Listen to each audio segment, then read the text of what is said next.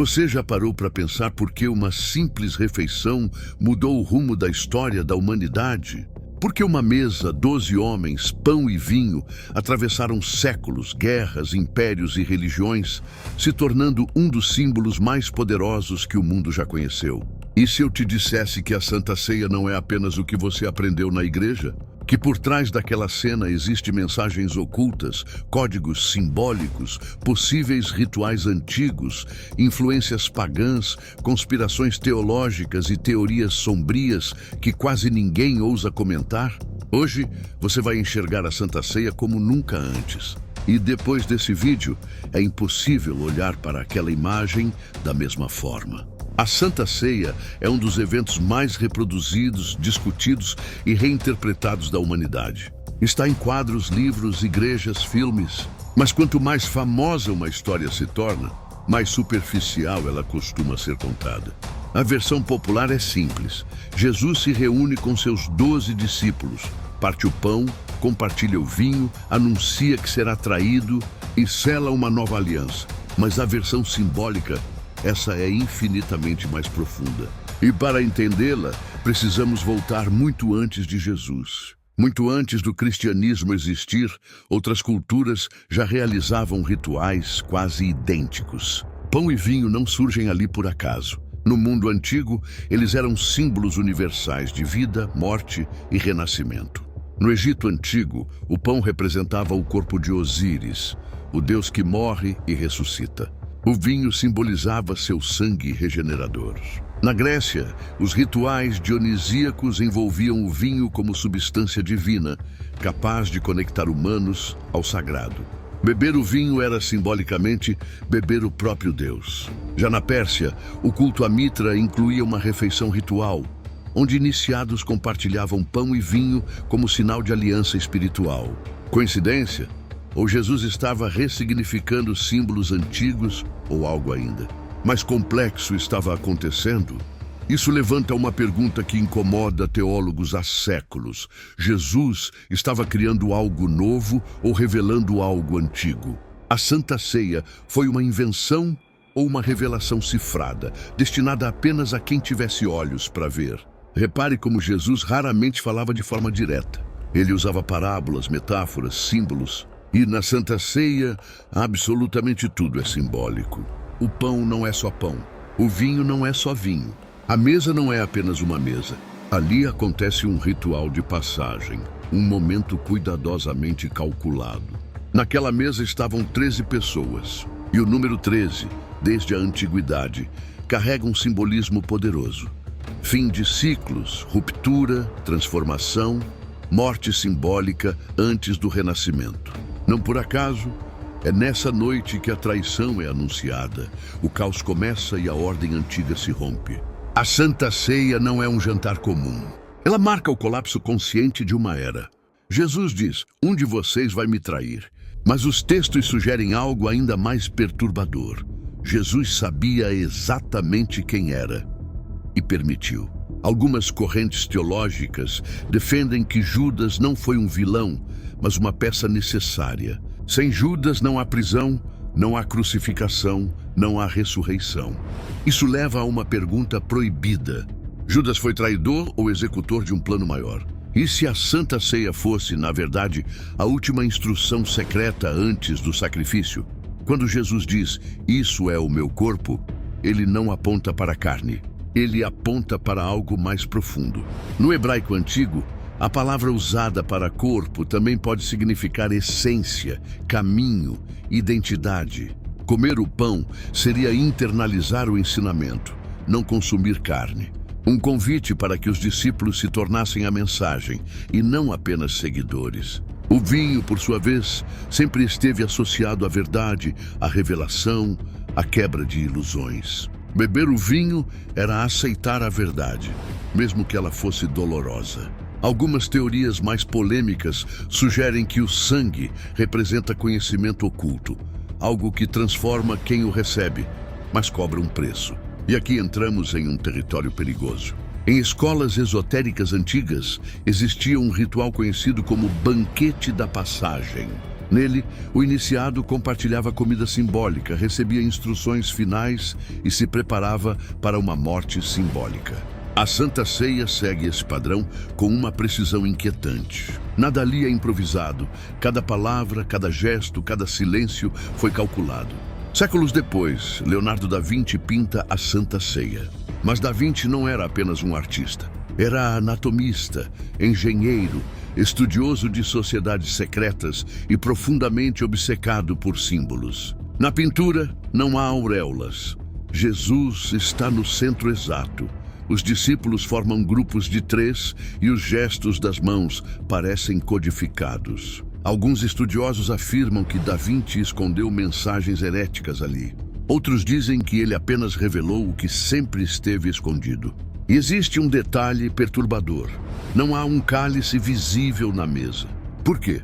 Durante séculos, qualquer interpretação simbólica mais profunda da Santa Ceia foi reprimida.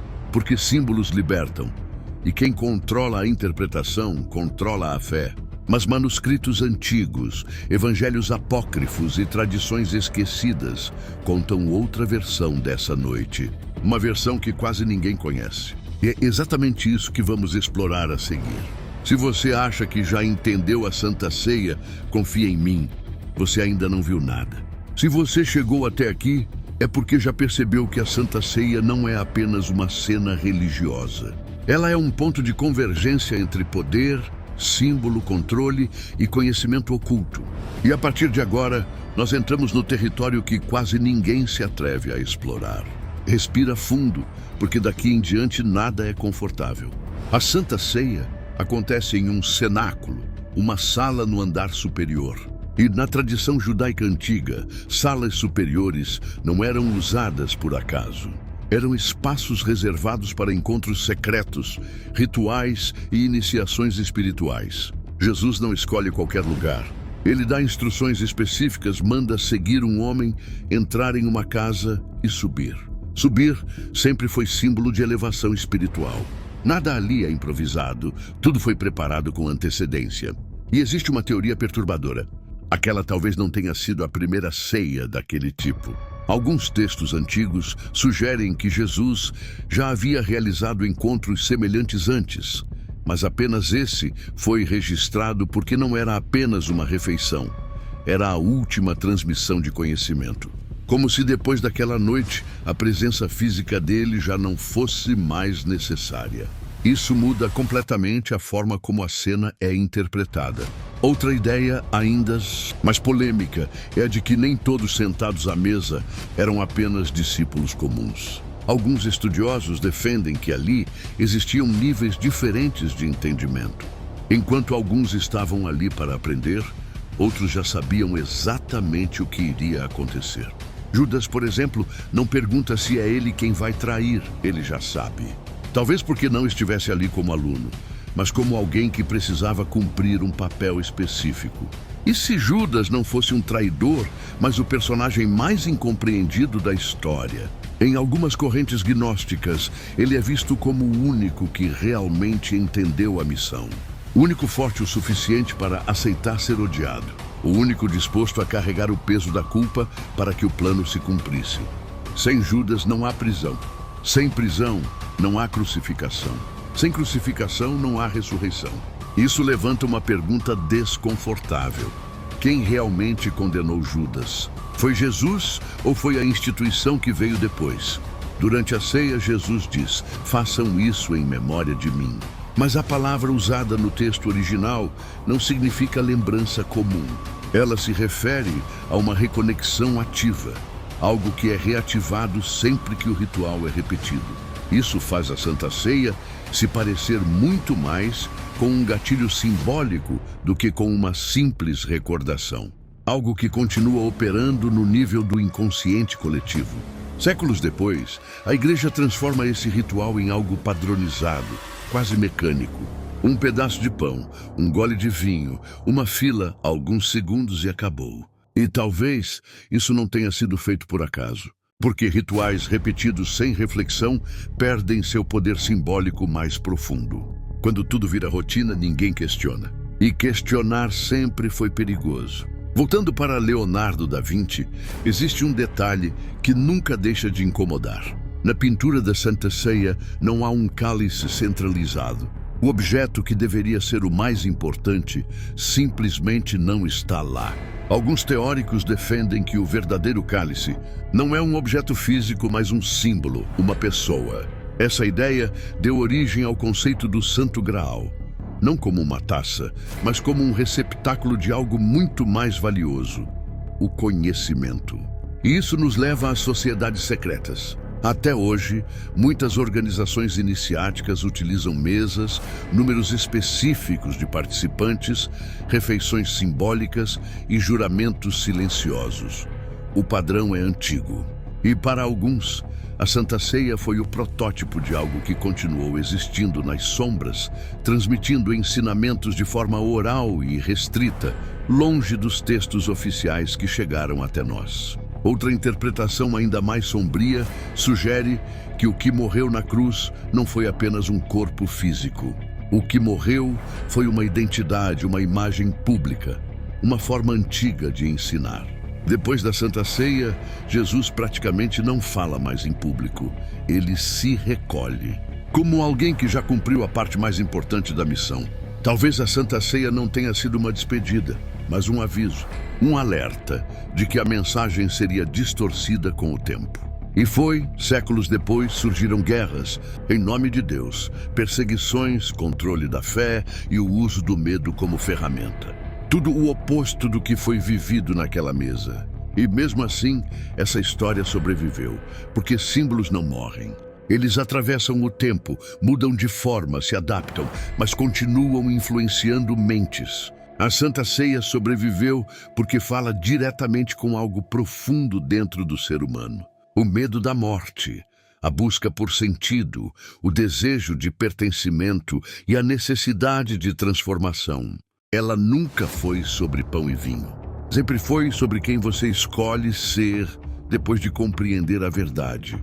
E agora fica a pergunta final. Se você estivesse naquela mesa, teria entendido o que realmente estava acontecendo?